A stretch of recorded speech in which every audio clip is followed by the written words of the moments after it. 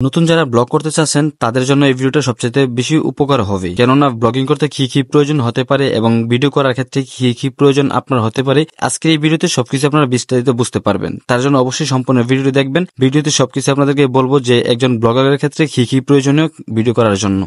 লেভরিয়ান কি অবস্থা সবার, আসলে সকলে ভালো আছেন। আজকে চলে আসছি যমুনা ফিউচার পার্কে একটা মাইক্রোফোন কেনার জন্য, ব্লগ করার জন্য। যারা ব্লগিং করে তারা অবশ্যই ভালো ভালো মাইক্রোফোন ইউজ করে। আমার একটা শখ ছিল আমি একটা মাইক্রোফোন কিনবো, আর এটা কেনার জন্য মূলত আসা। নিচতলাতে দেখি এত ভিড়, ভাবলাম হয়তো কোনো সমস্যা। যাই হোক, যেহেতু সকাল সকাল চলে গেছি, যাওয়ার পরে দেখলাম যে যমুনা ফিউচার পার্ক এখনো ভালোভাবে খোলেই নেই, যার কারণে ভাবলাম যে একটু আশেপাশে ঘুরে ঘুরে দেখি, কারণ সব দোকানপাটি এখনো বন্ধ। আর আমি যেখান থেকে মাইক্রোফোন কিনবো সেই দোকানগুলো বন্ধ। আর আমি যে মাইক্রোফোনটা কিনতে আসছি সেটা কেনার একটা শখের ব্যাপার ছিল, কেননা ফেসবুকে ব্লগিং করে আসলে টাকা কামানোটা হচ্ছিল অনেক বড় একটা ইচ্ছা আমার। তো সেই ইচ্ছার ব্যাপারগুলো আজকে আপনাদের সবার সাথে শেয়ার করবো। তো দেখতে পাচ্ছেন এ টু জেড সবকিছু কিন্তু বন্ধ, আমরাই শুধু একমাত্র মার্কেটের ভিতরে, যার জন্য একটু ঘুরে ঘুরে দেখতেছিলাম। তো ব্লগিং করার জন্য আসলে প্রথম অবস্থায় কোনো কিছু দরকার মনে করি না আমি, যেহেতু আপনি শূন্য হাতে জাস্ট একটা মোবাইল নিয়ে ভিডিও করা শুরু করুন। দেন যখন একটা সময় ভালো কিছু করতে পারবেন বা ফেসবুক থেকে টাকা ইনকাম করতে পারবেন, ফেসবুকের টাকা দিয়ে সবকিছু করার চেষ্টা করবেন, তাহলে লাইফে একটু কিছু করতে পারবেন ফেসবুকের মাধ্যমে। কিন্তু আপনি প্রথম অবস্থায় যদি ফেসবুকে ইনভেস্ট করে ফেলেন ব্লগিং করার জন্য অনেক অনেক টাকা, তাহলে সবটাই হচ্ছে আপনার নিজের লসের হয়ে যাবে।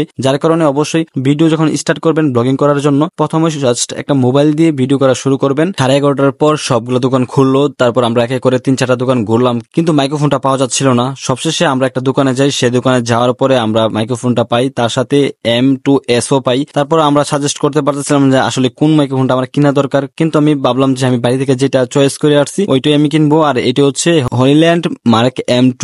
কিন্তু আমার কাছে মনে হয় যে এই মাইক্রোফোনটা এই বাজেটের ভিতরে সবচেয়ে বেস্ট একটা মাইক্রোফোন। আর যারা নতুন অবস্থায় ব্লগিং করা শুরু করবেন তারা শুধু একটা মোবাইল দিয়ে ভিডিও করা শুরু করবেন। অনেকে হয়তো বা ভাবে যে আমি যদি মাইক্রোফোন কিনি, আমি যদি আইফোন কিনি তাহলে আমার ভিডিও ভাইরাল হয়ে যাবে। একদমই না। ফেসবুকের নিয়ম হচ্ছে সবসময় আপনি ভিডিও ছাড়তে থাকুন, একটা সময় আপনার ভিডিও অটোমেটিকলি ফেসবুকটা ভাইরাল করবে। কিন্তু আপনি যদি প্রথম অবস্থায় সবকিছু কিনে ফেলেন, সবচেয়ে ধরা খাবেন আপনি বেশি। তো আমি দেখতে পারছেন অবশেষে এটা আনবক্স করে ফেলছি। এটার দাম আমার কাছ থেকে রাখছিল 15,000 টাকার মতো। তারপরে এক এক করে সবকিছু দেখতেছি যে মাইক্রোফোনের ভিতরে আসলে কি কি দেওয়া হয়। এক এক করে সবকিছু দেখতে দেখতে কিন্তু আমি আবার সবকিছু চেকও করবো যে সবকিছু ঠিকঠাক আছে কিনা। তার জন্য প্রথমে যখন ব্লগিং করা শুরু করবেন শুধুমাত্র মোবাইল দিয়ে শুরু করবেন, যেন আপনি লস না খান কোনোভাবে। আর আমি আজকে যে মাইক্রোফোনটা কিনতেছি শুধুমাত্র আমার ফেসবুকের টাকায়। তো চলুন এবার আমরা চেক করে দেখি মাইক্রোফোনটার ভয়েস কোয়ালিটি কিরকম আসে।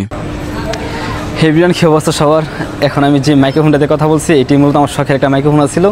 তো এটার ভয়েসটা আপনারা শুনতে পারতেছেন, আমি কিন্তু অনেক দূরে আছি। তো আপনারা দেখেন আপনাদের কাছে ভয়েসটা আসলে কীরকম লাগে। এটা হচ্ছে হলিল্যান্ডের মার্ক M2 ভয়েসটার। যেহেতু হচ্ছে এটার মাইক্রোফোন হচ্ছে দুইটা, যার কারণে দুইবার চেক করতেছি। তো এটা সাউন্ডগুলো আসলে আপনাদের কাছে কেমন লাগে অবশ্যই কমেন্ট করে জানাবেন। আমি কিন্তু অনেক দূরে আছি, যথেষ্ট পরিমাণ দূরে, এখান থেকে দূরে থাকলে চলে আর কি। তো নয়েজ ক্যান্সেলেশনটা অফ করা, যার কারণে আশেপাশের কোনো নয়েজে আপনারা শুনতে পারবেন না। তো এখন আপনাদের কাছে ভয়েসটা কেমন লাগছে সেটা জানাবেন।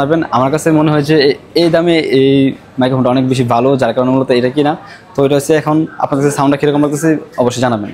ফোনটা ভালোভাবে চেকিং করার পরে এবার আমরা বাড়িতে এসে পড়বো, তার জন্য সবকিছু প্যাকেট করে নিচ্ছি। তার সাথে আপনাদেরকে একটা কথা বলে, যমুনা ফিউচার পার্ক হচ্ছে অনেক বড় একটা পার্ক, যার কারণে এটার ভিতরে যাওয়ার পরে আপনি হারিয়ে যাবেন এটাই শিওর। আমি আজকে কিন্তু হারাই গেছি, আমি কিন্তু অনেকবার আর সিটার ভিতরে, তারপরও হারাই যাই। তো আজকের ভিডিওটা যদি ভালো লাগে অবশ্যই বেশি করে লাইক কমেন্ট শেয়ার এবং পেজটাকে ফলো করার পাশে থাকবেন। দেখা হবে নতুন কোনো ভিডিওতে আপনাদের সবার সাথে। তত পর্যন্ত নিজের প্রতি খেয়াল রাখুন।